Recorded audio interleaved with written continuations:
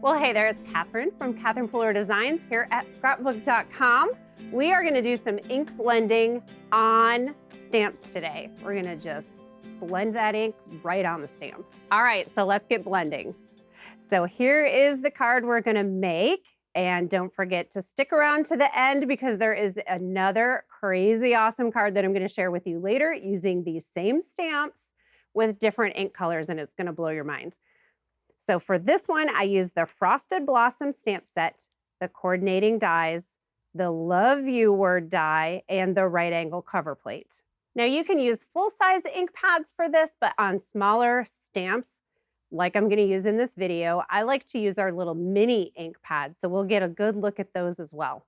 So I pulled some colors from 3 different sets of ink minis. I chose colors that were light and dark so that they're going to be able to show up when they're ink blended together. So let's look at what these color combinations are going to look like when we actually use them on the stamps. So first up, I'm using Be Mine. All of the colors that I'm using today are party colors. They're all very vibrant and highly saturated colors.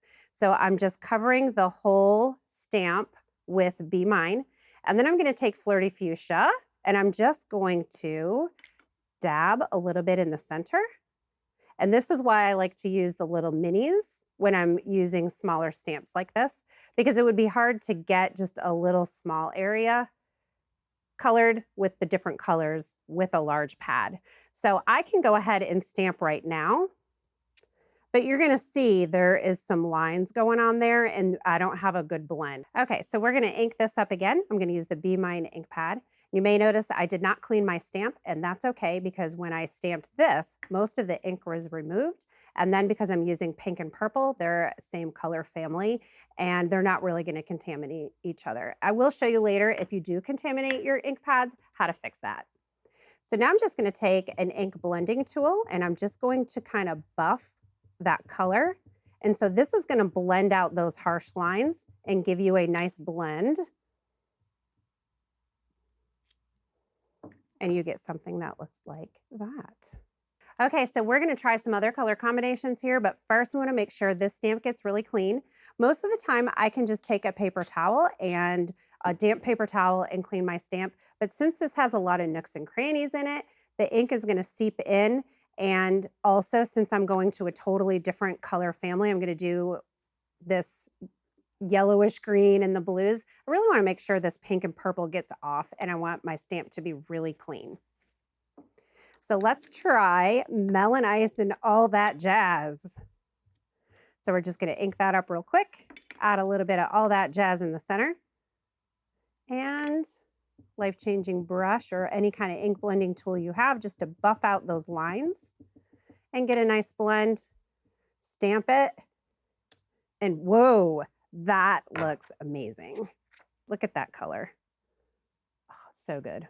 All right, so let's do Mint to Be and Aquatini. Mint to Be is a really gorgeous minty light green, and Aquatini just in the center there.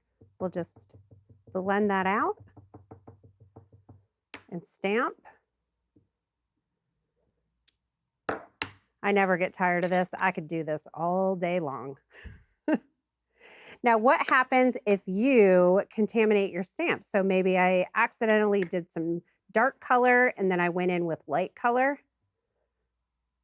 And now I have a dark color on my light ink pad. You can take a clean section of your paper towel, wipe your ink pad down, get that excess color off, and then use an ink refill. So this is the Melon Ice ink refill. Really easy to use. You're just going to gently squeeze that nozzle, run it back and forth to re-ink that pad.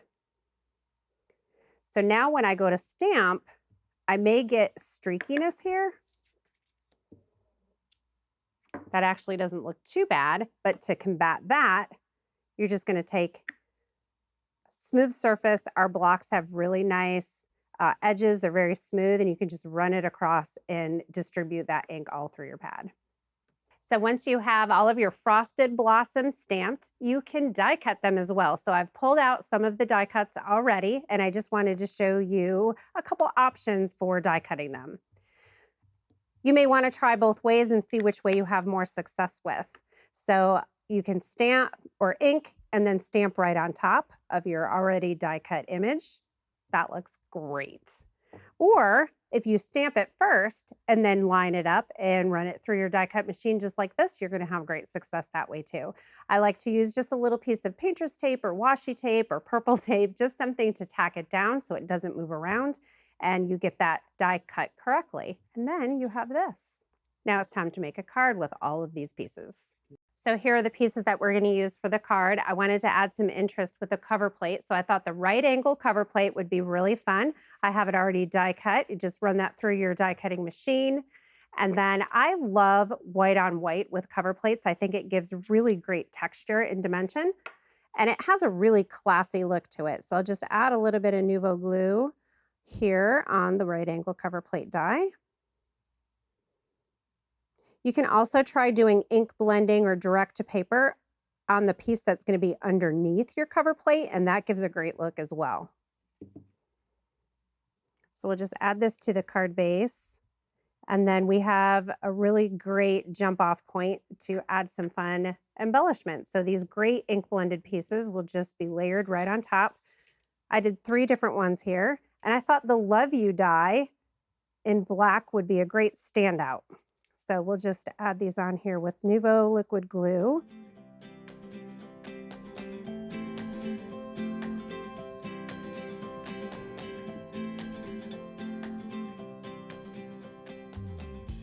And then I have a little dimensional adhesive on top of this small one. I thought it would be fun to have it pop up.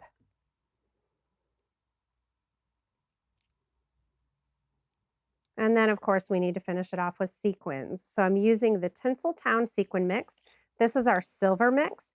It has some fun pieces in here, some that are flat silver, some that are iridescent, some that have like little, they remind me of little disco balls. Just a lot of fun with this sequin mix.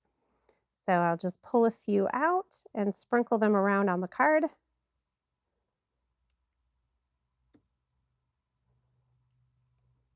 And a dot of Nuvo glue under each one to adhere them. So ink blending on stamps is a really great technique to add another fun technique to your technique toolbox. How about some more samples using this technique? So we have autumn leaves with some great autumn colors here. A little bit of ink blending on the bottom here with some ink splotching as well. Here is a card with ink blending on feathers and a little rainbow effect there. This is a personal favorite of mine. This carousel horse is absolutely gorgeous, and I love it in these turquoise and flirty fuchsia.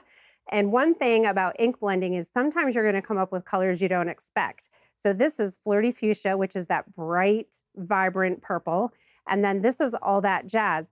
These 2 colors I used in this video. Blended in the middle, you almost have like an indigo color. And I wouldn't normally expect that, but it looks really gorgeous.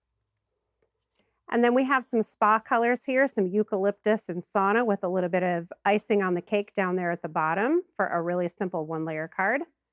And then the card that I am so excited about, these colors are flirty fuchsia and fiesta blue. And I think the blending is just divine. So I hope you guys are excited to take this technique into your stamp room and create cards like this. Thanks so much for watching. If you like this video and want to see more from Scrapbook.com, please like, share, subscribe, and leave a message. Happiness is life handmade.